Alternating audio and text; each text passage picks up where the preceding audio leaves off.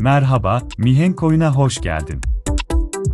Bugün tek bir videoda 5 büyük başlığı bir arada topladık. Önce önümüzdeki 3 ayın merakla beklenen yeni oyunlarına bakacağız. Ardından herkesin telefonuna indirdiği bedava mobil oyunlara, ailecek aynı ekranda oynanan yapımlara, remaster çağının ardındaki nedenlere ve son olarak Dünya Kupası oyunlarına geçeceğiz. Yani hem yeni çıkacaklar hem de şu an en çok oynananlar bir arada olacak. Rahatına kur, çayını al, keyifli seyirler, hep birlikte başlıyoruz. İlk bölümde takvime bakıyoruz. Temmuz'dan Eylül'e kadar, önümüzdeki 3 ay sinema tadında bir çıkış seriyle geliyor. İşte o 5 büyük oyun. Takvimi açtığımızda, 28 Temmuz'da Halo Campaign Evolved karşımıza çıkıyor.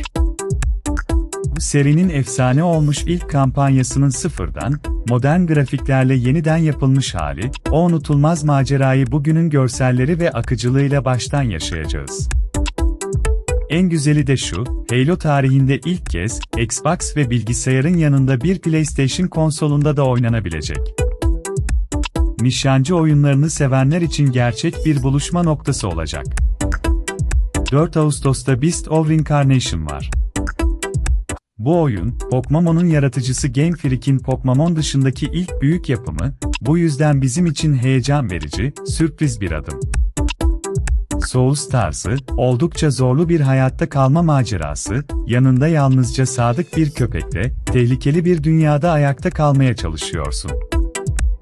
Zoru seven, atmosferik oyunlardan hoşlananlara göre. 27 Ağustos'ta Star Wars Zero Company sahneye çıkıyor. XCOM tarzı, sıra tabanlı bir taktik oyunu, kendi paralı asker takımını topluyor, her hamleyi soğukkanlılıkla düşünerek yıldız savaşları evreninde savaşıyorsun. Kısacası strateji ve planlamayı sevenler için biçilmiş kaftan. 3 Eylül'de The Blood of Dawnwalker geliyor. Witcher serisinin yaratıcılarından çıkan, karanlık atmosferli bir açık dünya, gündüz insan gibi yaşıyor, gece ise bir vampire dönüşüyorsun. Bu ikili hayat, hem oynayış tarzını hem de hikayeyi tamamen değiştiriyor. Ve 15 Eylül'de, belki de bütün yılın en çok beklenen oyunu Marvel's Wolverine var. Spider-Man oyunlarını yapan usta ekip Insomniac'ten geliyor, kanlı, vahşi ve sert bir PlayStation 5 özel yapımı olacak. Beklentiler şimdiden tavan yapmış durumda. İkinci bölümde telefonumuza dönüyoruz. Peki en çok indirilen, üstelik bir kuruş ödemeden oynanan oyunlar hangileri? İşte o liste ve seni biraz şaşırtabilir. Bu listenin bize öğrettiği tek bir gerçek var, en çok oynanan oyun, her zaman en büyük ya da en pahalı oyun değildir. Bazen en basit fikir, milyonları peşinden sürükler. Zirvede, yaklaşık 28 milyon indirmeyle Block Blast var. Tek dokunuşla oynanan basit bir blok bulmacası, ama o bir el daha oynayayım, hissi insanı saatlerce ekrana bağlıyor. Otobüste, sırada beklerken, kısa molalarda oynamak için ideal. İkinci sırada, 26 milyonla Free Fire. Yalnızca 10 dakikada biten, hızlı tempolu bir Battle Royale, en düşük bütçeli, eski telefonlarda bile akıcı çalıştığı için dünyanın her yerinde, özellikle rekabeti sevenler arasında çok tutuluyor. 23 milyonla Roblox aslında tek bir oyun bile değil, içinde milyonlarca farklı oyunun bulunduğu koca bir evren. Özellikle çocuklar ve gençler burada buluşuyor, hem oynuyor hem de kendi oyunlarını kurup arkadaşlarını davet ediyor. Ardından 10 milyonla Royal Kingdom geliyor, Royal Match ekibinin yeni eşleştirme ve krallık kurma oyunu, bol bölümlü ve rahatlatıcı yapısıyla akşamları kafa dağıtmak için birebir. Listeyi 9 milyonla Gossip Harbor kapatıyor, parçaları birleştirdikçe, dram dolu bir hikayeyi yavaş yavaş açığa çıkarıyorsun. Yani mesele sadece oyun değil, biraz da merak ve dedikodu.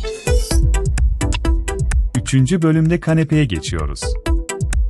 Aynı ekranda, ailecek ya da arkadaşlarla, yan yana oturup oynanan en keyifli oyunlar burada. Buradaki yüzdeler, oyuncuların Steam'de bıraktığı olumlu yorum oranını gösteriyor, yani insanların bu oyunları ne kadar sevdiğini. %98 ile Stardew Valley başı çekiyor.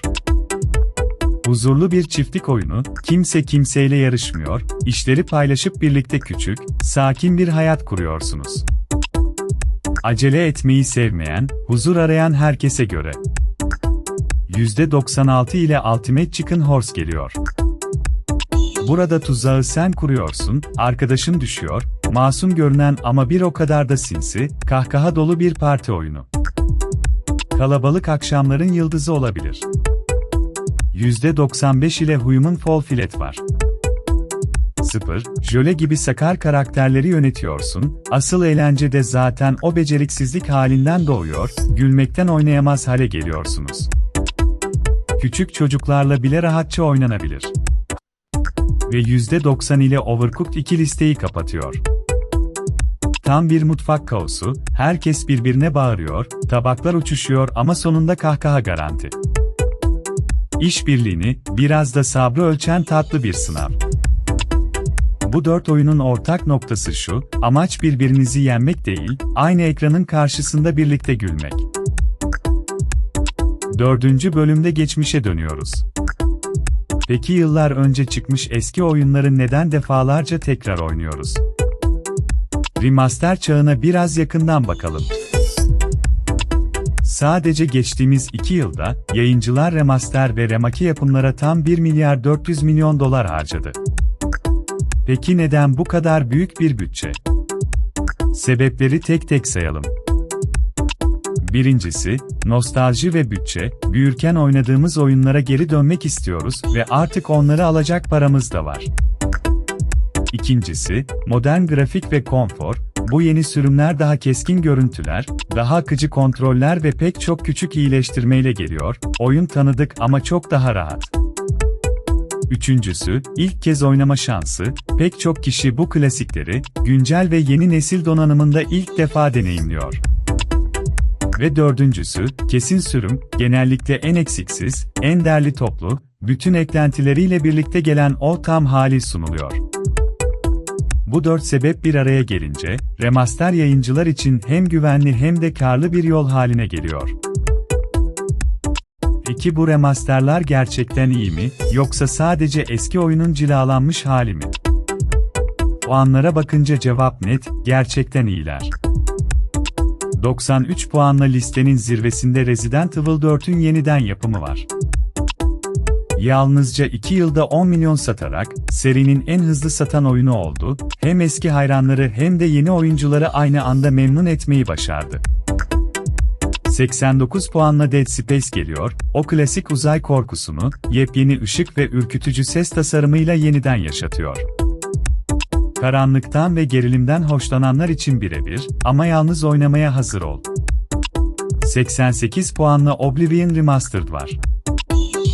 Bu efsane açık dünya rol yapma oyunu öyle büyük bir ilgi gördü ki, çıktığı ilk hafta içinde 4 milyon oyuncuya ulaştı, kaybolmayı, keşfetmeyi sevenler için koca bir dünya sunuyor. Ve 86 puanla Silent Hill 2. Aynı kabusu, modern ışıklandırmayla bir kez daha kuruyor, özellikle bu unutulmaz hikayeyi ilk kez yaşayacaklar için müthiş bir başlangıç noktası. Kısacası, doğru ellerde yapıldığında bir remaster, oyunu ikinci kez efsaneleştirebiliyor. Ve geldik son bölüme, futbol. Sahada Dünya Kupası heyecanı yaşanırken, biz ekranda hangi oyunlarla maça çıkacağız? Dünya Kupası şu anda Amerika, Kanada ve Meksika'da oynanıyor ve bu heyecan doğal olarak ekranlara da taşınıyor. EA Sports FC 26, kendi içinde 48 takımlık koca bir turnuva modu sunuyor, gerçek istatistikler ve formalarla, favori ülkenle kendi kupanı kaldırabiliyorsun. Ciddi futbol simülasyonu isteyenler için akla ilk gelen isim. İşfutbol ise tamamen bedava, uluslararası bir kupa modu ve hediye ettiği yıldız oyuncularla oldukça iddialı, cebinden hiç para çıkmadan sahaya çıkabiliyorsun. Yani bütçesi kısıtlı olanlar için harika bir seçenek. İkisi de futbol severleri günlerce oyalayacak. Gelelim kısaca oyun gündemine. Uzun süredir sabırsızlıkla beklenen GTA 6, artık 19 Kasım tarihine kesin olarak kilitlendi, belki de neslin en büyük çıkışı olacak. Bir de sevindirici bir haber, çok sevilen Silksong'a, bu yıl içinde ücretsiz ve büyük bir genişleme geleceği duyuruldu. Kısacası yılın sonu da en az yazı kadar hareketli görünüyor. İşte tek bir videoda 2026 yazının 5 büyük başlığı, yeni çıkacak oyunlar, en çok indirilen mobil dünyası, ailecek oynananlar, remaster çağı ve Dünya Kupası oyunları. Gördüğümüz gibi bu yaz, her zevke ve her bütçeye göre gerçekten dolu dolu. Peki sen bunlardan hangisini en çok merak ediyorsun, hangisini oynamak için gün sayıyorsun? Yorumlara mutlaka yaz, birlikte konuşalım.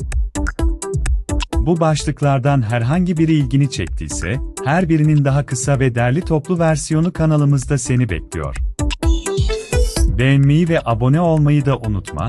Bir sonraki videoda görüşmek üzere, kendine iyi bak.